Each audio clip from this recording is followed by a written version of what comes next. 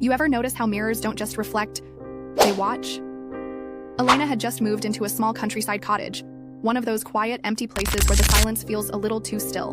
The place was fully furnished, which was strange enough, but what really caught her eye were the mirrors. Every room had one. Old, ornate, and covered in dust. They didn't look like they came from a store. They looked older, antique. And no matter what she tried, she couldn't move them, couldn't lift them, couldn't even get the hooks out of the wall. At first, she thought it was odd, but then she noticed the mirrors didn't always reflect what was happening in the room. When she walked past one, the reflection lagged, just for a second. When she blinked, the reflection didn't.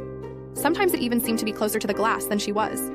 One night, while brushing her teeth, the mirror version of her turned its head slightly, even though she hadn't moved at all. That was the first night she covered every mirror in the house with sheets. But by morning, they were uncovered again.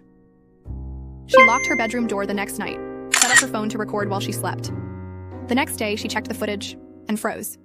At 3:14 a.m., the mirror across the room shimmered, like water, and her reflection stepped out.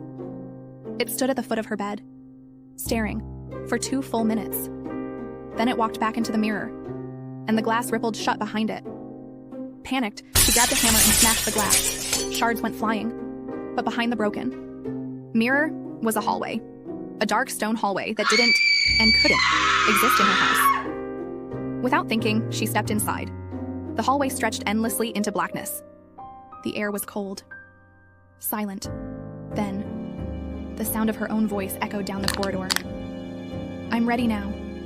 Back in her bedroom, the mirror began to reform, piece by piece, glass pulling itself back together like liquid.